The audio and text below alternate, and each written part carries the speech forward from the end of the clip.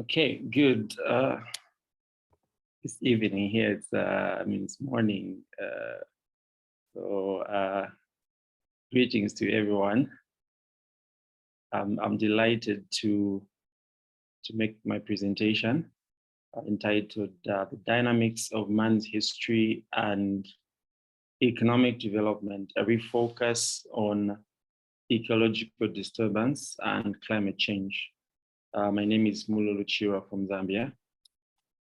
So the outline for my presentation, we'll have the background, statement of the problem, the aim and objectives, significance of the study, methodology, findings, history of man and development, climate change, ecological footprint and its erosion. Then we'll go into analyzing how development versus climate change plays out in the light of population dynamics as well as poverty, and to look at the evidence of climate change and the ramifications of climate change as well as ecological depletion.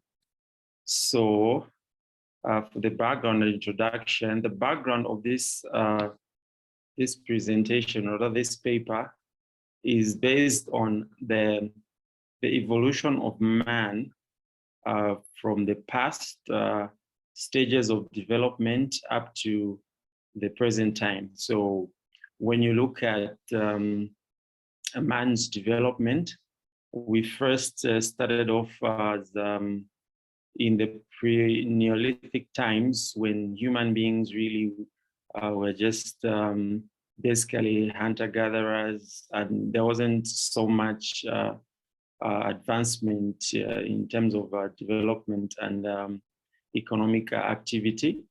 And then we moved on to the Neolithic era, where you find we began to have a little bit more organized societies because those are basically agrarian communities. And this is the period when a settlement began. Permanent settlement began. We were no longer that nomadic. Then we moved on to the technological era. So as you can see in this this picture here, this is basically the time when simple technology began, not the complex technology that we have today, but the one that was quite simple. This is the gear system of Egypt. It was used to draw water and also for irrigation. So you get to see that we began to advance in technology, and from this era we moved on to the industrial era, or the industrial revolution, which began in Britain, London, and it spread across the world. Now in this era, quite significantly, we see the invention of key technologies. This is where you find the steam engine, where you find machine technology, which revolutionized the way we produce and the scale of production. And this is where you begin to see quite some significant changes in not only the way we as people were producing, but the way we were also generating waste, and the way we were also able to use technology to produce. So from this era, this era of industry really is something that, as we'll discuss later on in the presentation, that began a revolution or a change in the way climate and ecology were going to be for the rest of the time here on Earth. So from this industrial era, you see now that we advanced further and went into the computer age, or the age of AI, where technology became a little bit more sophisticated and complex, so that production can be automated, and actually production of goods and services can actually be further multiplied to feed the growing population. Now, what does all this transformation in man's evolution mean for us? So we see that man's motivation and drives have become more complex today than in the past. It's no longer just basic food, shelter, and water, but it's now extended to things like luxury, prestige, pride, superiority, and things like that. So all these things have played forces to further motivate us to develop ourselves into different eras of man's advancement. Now, this has a telling impact. This civilization has a telling impact because it has caused ecological depletion as well as climate change.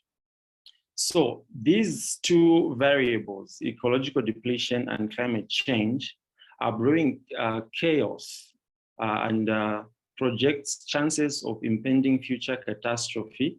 Therefore, the initiation of SDGs. So what is ecological depletion really?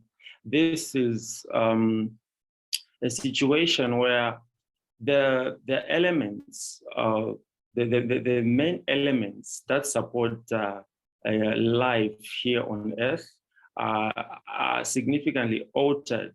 And as a result, it begins to have a negative impact on the quality of life, even the survival of species. In the same way, you see an alteration as well in climate change, which greatly disturbs the interaction of the Earth atmosphere system. So as we discuss further, we'll see, we'll dive deeper into these two variables. So what is the problem really with all this? First, we'll look at the cause and the effect on the other side. So the main problem here is unsustainable development. Yes, economically we're striving to make our communities or societies to be quite viable and to be very vibrant and to support the growing population and to eradicate poverty. But then it's at the cost of our ecological balance, because this development is happening unsustainably. There's a lot of release of CFCs, as you can see there in that picture. So this unsustainable development is basically causing ecological depletion. Now, ecological depletion, of course, happens at three levels. You see, in our ecology, we have the three elements: land, water, and air. So what is happening is that our air is being polluted, our water as well. Something is happening to it. It's actually being polluted as well. And then our land and our vegetation cover also is being affected. So that translates into ecological depletion. And that means there's environmental pollution and ecological depletion, which is resulting in climate change. Now, the two other variables that go to explain this as an unsustainable development is waste generation through industrialization. So that is causing pollution, which is resulting in global warming, supercooling, compromise in the quality of life, emergence of invasive species. Also, there's unprecedented harvesting of raw material for manufacturing and urbanization, which is causing ecological depletion. There's because of the mass production due to the industrial era in which we are in, there's a depletion of resources or unprecedented harvesting of raw materials. And that means we're cutting down trees, we are harvesting so much resources from our lands, and that is causing a depletion of our natural environment. So what then culminates from all this is ecological erosion and climate change, as you can see in those photos. That's ecological depletion there, emergence of invasive species, most of which are harmful actually, and also the loss of home for wildlife. So what's the aim and objectives for this paper? This is to establish how man's developmental efforts have contributed to climate change and eroded the ecological footprint, as well as how these factors have compromised the quality of life on Earth. So how do we do that? We shall explore how human dispensations in history. We'll also determine the extent of climate change throughout history. We'll investigate the relationship between development and climate change. We will assess the ratio of natural spatial forest cover against built environment, and we'll also ascertain the ecological and socio-economic ramifications of climate change. So what's the hypothesis here? The hypothesis is that one of the variables in the ecological footprint, which is forest cover, we are saying that there was no, for HO rather, that's the now hypothesis, we are saying there was no global net loss of forest cover over built environment between the year 1948 to 2015. And the alternative hypothesis states the very opposite. So what are we saying in this hypothesis? What we are saying is that we have picked a period between 1948, gathering data all the way to 2015 to see how much, whether we have actually lost forest cover or maybe we have gained. So we did a test, I did a test on this one to actually find out whether there's actually loss in forest cover, and to check it, to cross-check it against built environment. So basically, I did a test I ran a test to find out whether there was a net loss or a net gain.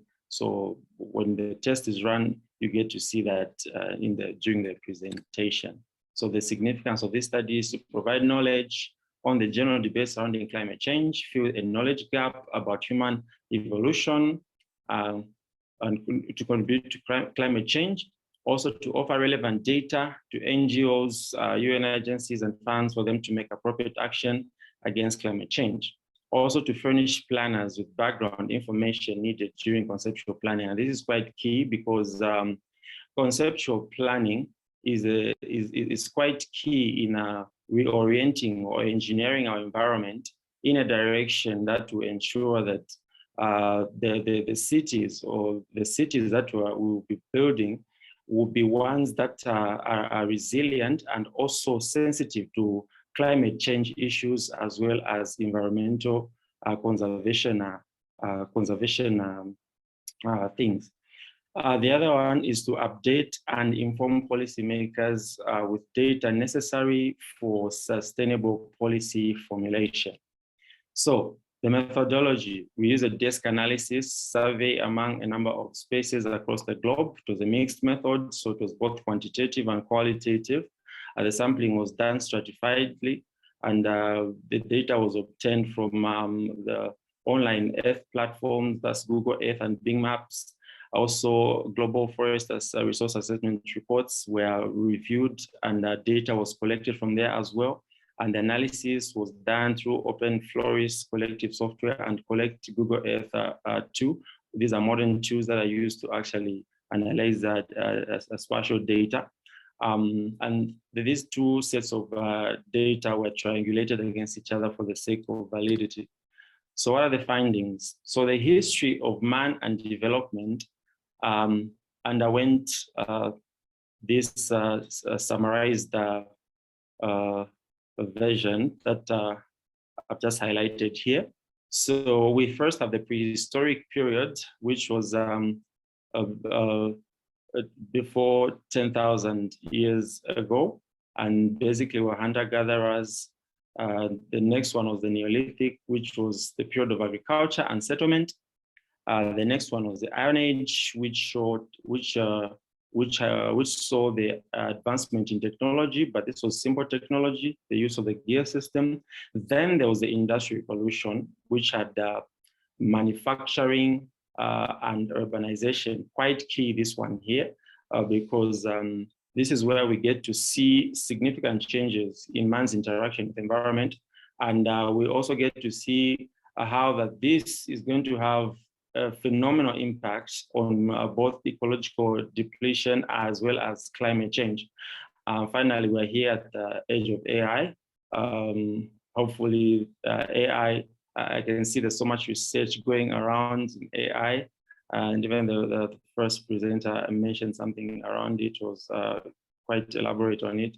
And I'm quite optimistic that the research that is being done around it to ensure that it's oriented on the path where it will protect human society, and it will contribute to the well-being of our environment, as well as the general climate that we have.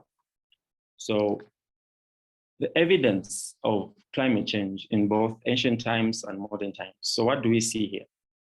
So this is what we see. In ancient times, we have here the Miocene age, which is also the Ice Age, and we see that climate change has been happening since then. Now, the climate change that was happening in ancient times is different from the one that is happening in modern times. So what is happening here is that when you look at this period, the Ice Age, climate change was happening, as well as fluctuations of temperature here, as you can see, and concentration of carbon dioxide. But these changes that were happening were not quite as significant as the ones that we see in modern times. So what we have here is the normal cycling of patterns of temperature rise and fall, and it didn't really have much disturbance to the ecology or the Earth-atmosphere interaction. But when you come to the modern times, after the industrial age of man, we see a sharp rise or a change, a significant sharp change in the way the concentration levels of CFCs, as well as the way temperature rise is actually happening. For instance, when you look at this particular graph here, we realize that these different gases, before the 1700s, they seem to be quite normal here. They're just little significant change. But after the 1700s, they suddenly skyrocket, all of them. So this indicates to us that something must have happened in the 1700s. And we know that the industrial revolution happened right about that time. So this sudden change clearly points to us that there's a correlation between man's activities or the industrial era and ecological change or climate change. So we see now in recent times, after the 1880s, you realize that temperature has been rising ever since. We also see changes in the three sinks, the land sink, the ocean sinks, and atmospheric purity. So land sink is, we are losing much of the land due to certain human activities. The oceans as well, we are also losing their purity, just like the atmosphere. So these changes are quite significant, pointing to the fact that it seems there is a correlation between industry and climate change and ecological depletion. So there's more evidence of climate change. So in the upper atmosphere, in the stratosphere, we see a cooling trend. So temperatures are dropping to levels that have never been seen. And in the troposphere, we see a warming trend. So in the troposphere, that's the part of the atmosphere within which we interact with on the surface of the Earth. We're in direct contact with. So in that part of the Earth, the atmosphere rather, we are seeing a rise, a global rise in terms of temperature. And that's what is actually causing what is called global warming. So we look at one aspect of the ecological footprint, which is forest cover, and we want to see how we as human beings are affecting forest cover globally. So I began to do the analysis from the year 1948, because that's how when I researched in literature, that's so far the data I recollected was beginning from 1948. So in that particular year, the global forest cover was at 4 billion hectares. So that was the finding. that we have there. Then it began to drop. In 1953, it was at 3.8 billion hectares. It rose up again just after that, but then it began to go down. So you realize that there seems to be some fluctuation here and there, and the net global forest change seems to be rising and falling, but mostly it's on the falling side. And based on that, we derive an understanding that there is actually an ecological deficit based on these numbers that we obtain. Now, in order to have a thorough understanding of what is actually going on to the forest cover here on Earth, I ran a paired sample t-test, and that test was to test whether there's a net deficit or a net gain in a forest cover, and the findings in the next slide. So this is the paired sample t-test. Now, you see a whole lot of figures here, but I would like us to focus on this number here, the P value and the Pearson correlation value. So based on the test, which generated these results, you get to see that at alpha level 95, you realize that the Pearson correlation is actually greater than the P value, and that shows that the result was significant. And the fact that the result was significant is indicative of the fact that there was actually a net deficit in the global forest cover. So there was a net loss of forest cover in the period between 1948 to 2015. So what do we say about our hypothesis? Now we say we reject HO, or the now hypothesis, which states that there is no global net loss of forest cover over built environment between the year 1948 to 2015. And then we accept the now hypothesis, which says that there's a global net loss on forest cover over built environment in those years. So basically the deduction is that built environment is fast replacing natural vegetation cover and expediting the loss of ecological footprint, as you can see in this photo here. So built environment is basically the houses, the roads, which are replacing forest cover. So in this dynamics, what are we seeing? Development versus climate change. And we also see population affecting climate change and poverty affecting climate change. So I did an analysis based on the maps that we have currently. The maps showing development of man, the population dynamics, as well as poverty, and how this interplays for the future. So going forward, what do we see is the future of climate change and ecological footprint? So what we see is that in the present, this is the situation. So all these brown, these deep brown parts, this is brown economy, which means there's being quite some deforestation happening in those areas. For these ones which are less brown, there's escalating deforestation because they have to develop to the level of the ones who are actually above them. And that means that most economies are gravitating towards a brown economy. And the ones which are far less brown, these are the mostly undeveloped world, which also have a high potential for high deforestation because they want to also catch up in terms of economic development. Then for the population dynamics, the areas that are deep brown here also, they're most vulnerable to climate change because the populations there are exploding.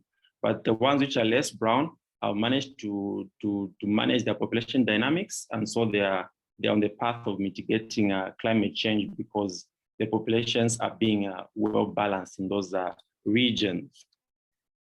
Then for poverty, the nations most vulnerable, those in the deep brown, you also see that these are most vulnerable because these are places these are countries that are trying to catch up on the development spectrum. They're trying to catch up, so they're most vulnerable, and hence they need to invest more in terms of forest management, conservation practices, and things like that. And then for those that are less brown, those are less vulnerable because they are making strides towards, they're almost in the developed phase, but they still have much to apply in terms of sustainable development and protect their forests from further exploitation. But the ones that are quite light, they're in the developed phase, and they are the ones implementing, mostly, they're the ones implementing forest management and sustainable development goals. So what are the ramifications? In the atmosphere, this side where you see the lighter side, there's global warming and an increase in CFCs in the atmosphere. On the blue side, you notice that there's a cooling trend also. But you see that the warming side is outweighing the cooling side. So there's basically a net amount of heat in the atmosphere, apparently. Then on the sea, in the sea, you get to see that there's an increase in seaweed as a result of an increased generation of carbon dioxide within the waters. And seaweed is an invasive species. It's quite harmful to existing species. There's also a drop in terms of the pH level. So the waters are now acidic. Now, these two photos are also indicative of what is happening to our forests. You see the black beetle attacking a forest. It's a forest in California, that has been ravaged by the beetle. And on the other picture, you see a flood. This is a situation that happened, I think, 2 days ago, just within the city of Lusaka, here in Zambia. This is a flood. This is waterlogging. There was a heavy downpour, and this hasn't happened in quite a while at this particular place. So you get to see that these disturbances in rainfall patterns are causing these problems, not only here in Lusaka, but in many other parts of the world. So what are the proposed solutions? We have the challenges: natural disasters, extreme weather, disease, and pests. So the solutions I'm proposing is integrated spatial planning. So planning with the environment in mind. You balance built environment and natural environment to interact in such a way that they're not harmful to each other, or they're not conflicting with each other. The other one is to use alternative energy sources. I heard somebody mention alternative energy sources in the presentations, which is something good. Fostering the SDGs, economic diversification, conservation, agriculture, and the 3 Rs, which are the reduce, reuse, and recycle. So basically, these are some of the solutions that we can implement, and particularly integrated spatial planning is one that I have a special interest in, because it's something that I'm planning to work on and to develop a model that can be more perfectly suited to help the situation. Those are my references. Thank you so much. I end here.